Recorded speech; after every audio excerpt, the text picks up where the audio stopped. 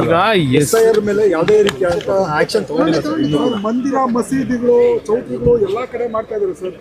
ಏನ್ ಸರ್ ಇವಾಗ ಕರ್ನಾಟಕದಲ್ಲಿ ನಡೀತಾ ಇರತಕ್ಕಂಥ ಈ ಮತದಾರರ ಪರಿಷ್ಕರಣೆ ಏನಿದೆ ಇದರಲ್ಲಿ ಯಾವುದೇ ರೀತಿ ಅರ್ಥ ಇಲ್ಲ. ಈಗಾಗಲೇ ಇಲ್ಲಿಯ ರಾಜ್ಯದ ಚುನಾವಣಾ ಆಯುಕ್ತರು ಹೇಳ್ತಕ್ಕಂಥದ್ದು ಕೇಂದ್ರದ ಚುನಾವಣಾ ಆಯುಕ್ತರಿಗೆ ಕಳಿಸಿದ್ದೇವೆ, ಅಲ್ಲಿಂದ ಏನು ಡೈರೆಕ್ಷನ್ ಕೊಡ್ತಾರೆ ಅದರ ಮೇಲೆ ಕ್ರಮ ತೆಗೆದುಕೊಳ್ಳಿಕ್ಕೆ ನಾವು ಪ್ರಯತ್ನ ಪಡ್ತೀನಿ ಅಂತ ಹೇಳಿದ್ದಾರೆ. ಒಂದು ಕಡೆ ಈಗ ಆಗಿರತಕ್ಕಂಥ ಪ್ರಕ್ರಿಯೆಯನ್ನು ಸಂಪೂರ್ಣವಾಗಿ ರದ್ದುಗೊಳಿಸಬೇಕು ಅಂತಕ್ಕಂಥದ್ದು ನಮ್ಮ ಒಂದು ಆಗ್ರಹ ಇದೆ. ನಾನು ಸಾಧ್ಯ ಆದರೆ ನಾಡಿದ್ದು ಡೆಲ್ಲಿಗೇನು ಹೋಗ್ತೀನಿ, ಹೋದಾಗ ನಮ್ಮ ಚುನಾವಣಾ ಆಯುಕ್ತರನ್ನ ಭೇಟಿ ಮಾಡಿ ಇಲ್ಲಿ ನಡೆದಿರ್ತಕ್ಕಂಥ ಎಲ್ಲ ಘಟನೆಯನ್ನು ಅವ್ರ ಮುಂದೆ ಇಟ್ಟು ಈ ಪ್ರಕ್ರಿಯೆ ನಿಲ್ಲಿಸಿ ಒಂದು ಟ್ರಾನ್ಸ್ಪರೆನ್ಸಿನಲ್ಲಿ ಈ ಒಂದು ಮತದಾರರ ಪರಿಷ್ಕರಣೆ ಆಗ್ತಕ್ಕಂಥದ್ದಕ್ಕೆ ನಾನು ಅವ್ರಿಗೆ ಮನವಿ ಮಾಡ್ತೀನಿ. ಕೇಂದ್ರ ನಾಯಕರ ಜೊತೆಗೆ ಮಾತಾಡ್ತಾರೆ ಅಮಿತ್ ಶಾ.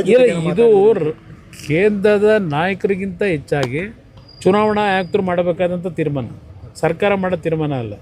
ಅದರಿಂದ ಚುನಾವಣಾ ಆಯುಕ್ತರಿಗೆ ಚರ್ಚೆ ಮಾಡ್ತೀನಿ. ರಿಯಾಕ್ಷನ್ ಇಲ್ಲವಲ್ಲ, ಆ ಕಾಂಗ್ರೆಸ್ ಅಧ್ಯಕ್ಷರು ಎಲ್ಲೋದ್ರೂ ಗೊತ್ತಿಲ್ಲ, ದಿನ ಕಾಮೆಂಟ್ಸ್ ಮಾಡೋರು, ಗೃಹ ಸಚಿವರು ದಿನ ಕಾಮೆಂಟ್ಸ್ ಮಾಡೋರು ಎಲ್ಲದಕ್ಕೂ. ಇದಕ್ಕೇನು ಹೇಳ್ತಾರೆ? ಇವತ್ತು ಅಷ್ಟೊಂದು ನಿಯಮಬದ್ಧವಾಗಿ ಕೆಲಸ ನಿರ್ವಹಣೆ ಮಾಡ್ತಕ್ಕಂಥವ್ರು, ಇವರು ಬುದ್ಧಿ ಹೇಳ್ತಕ್ಕಂಥವ್ರು ಇವತ್ತು ರಾಜ್ಯದಲ್ಲಿ ನಡೀತಾ ಇದೆಯಲ್ಲ ಆದಿ ಬೀದಿ ಒಳಗೆ ಇದೊಂದು ಇದು ನಡೀತಾ ಇದೆಯಲ್ಲ, ಆ ಫುಟ್ಪಾತ್ ತೆರವು ಒಂದು ಕಡೆ, ಅದ್ರ ಜೊತೆ ಇಲ್ಲಿ ನಾನು ಹೇಳ್ತಾ ಇರೋದು ಈ SIR ವಿಷಯದಲ್ಲಿ ಆದಿ ಬೀದಿಲಿ ನಡೆಸ್ತಾ ಇದ್ದಾರೆ. ಈ ಸರ್ಕಾರಕ್ಕೆ ಏನಾದ್ರೂ ಗೌರವ ಮಾನ ಮರ್ಯಾದೆ ಇದ್ದರೆ ಇವು ಸರ್ಕಾರದ ಅಧಿಕಾರಿಗಳೇ ಹೋಗಿರೋದಲ್ಲಿ, ಇಲ್ಲ ಚುನಾವಣಾ ಆಯುಕ್ತರಿಗೆ ಇವರಿಂದ ಏನು ಡೈರೆಕ್ಷನ್ ಹೋಗಿದೆ, ಈ ಥರ ನಡೀತಿದೆ ಆ್ಯಕ್ಷನ್ ತಗೊಳ್ಳಿ ಅಂತ ಹೇಳಿದ್ದೀರಾ? ಪ್ರತಿಯೊಂದಕ್ಕೂ ಹೇಳ್ತಕ್ಕಂಥವ್ರು ಬೀದಿ ಬದಿ ವ್ಯಾಪಾರಿಗಳದು ಸುಪ್ರೀಂ ಕೋರ್ಟ್ ಆದೇಶ ಇದೆಲ್ಲ ಒಪ್ಕೊಳ್ಳೋಣ, ಆದರೆ ಅವರನ್ನು ಅಷ್ಟೊಂದು ಲಕ್ಷಾಂತರ ಕುಟುಂಬಗಳು ಇವತ್ತು ಪ್ರತಿನಿತ್ಯ ಬೀದಿನಲ್ಲಿ ವ್ಯಾಪಾರ ಮಾಡ್ಕೊಂಡೇ ಬದುಕ್ತಾ ಇರ್ತಕ್ಕಂಥವ್ರು. ಆಯಿತು, ಸುಪ್ರೀಂ ಕೋರ್ಟ್ನ ಆದೇಶದ ಮೇರೆಗೆ ತೆರವುಗೊಳಿಸಿ ಜನರುಗಳ ಪ್ರಾಣ ಉಳಿಸ್ಬೇಕಾದಂಥದ್ದು ನಮ್ಮ ಕರ್ತವ್ಯನೂ ಇದೆ. ಆದರೆ ಅವ್ರ ಬದುಕನ್ನು ಏನು ಮಾಡ್ತೀರಿ? ಅವ್ರಿಗೇನು ಆಲ್ಟರ್ನೇಟ್ ಅರೇಂಜ್ಮೆಂಟ್ ಮಾಡಿಕೊಟ್ಟಿದ್ದೀರಿ?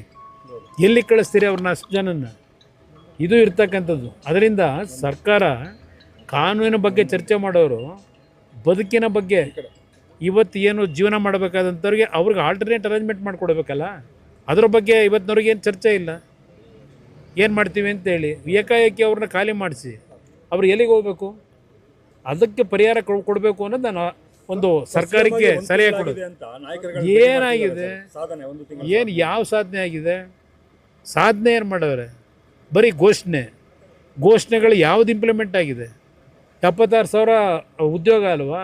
ಅದ್ರದ್ದು ಪ್ರಕ್ರಿಯೆ ಎಲ್ಲಿಗೆ ಬಂದು ನಿಂತಿದೆ ಅಂತ ಹೇಳಿದ್ದಾರೆ ಏನಾದರೂ ನಿಮಗೆ? ಇಲ್ಲ ಜನಕ್ಕೆ ಏನಾದರೂ ತಿಳಿಸವ್ರ? ಘೋಷಣೆಗಳಾಗಿದ್ದಾವೆ. ಯಾವ ಕೆಲಸ ಇವತ್ತು ಈ ಸರ್ಕಾರದಲ್ಲಿ ಒಂದು ತಿಂಗಳಿನಲ್ಲಿ ಇಂಪ್ಲಿಮೆಂಟ್ ಆಗಿರೋದು ಹೇಳಿ? ಭಾರತ್ ಜೋಡೋ ಅದೆಂಥದ್ದು ಅವ್ರ ಕಾರ್ಯಕರ್ತರಿಗೆ 10 ಲಕ್ಷ ಕೊಡ್ತಾರಂತೆ ಒಂದು ಪಂಚಾಯತಿಗೆ. ಘೋಷಣೆ ಆಗಿದೆ. ಸರ್ಕಾರದ ದುಡ್ಡಿಲ್ಲದೆ ಸರ್ಕಾರದವರು ಜನಗಳ ಜನಗಳ ಜೋಬು ಕೈಯಾಗಿ ಪಿಕ್ ಪ್ಯಾಕೆಟ್ ಮಾಡೋದು ಹೆಂಗೆ ಅಂತ ಪ್ರತಿಯೊಂದರಲ್ಲೂ ಯೋಚನೆ ಮಾಡ್ಕೊಂಡು ಕೂತಿರೋರು ಇವರು.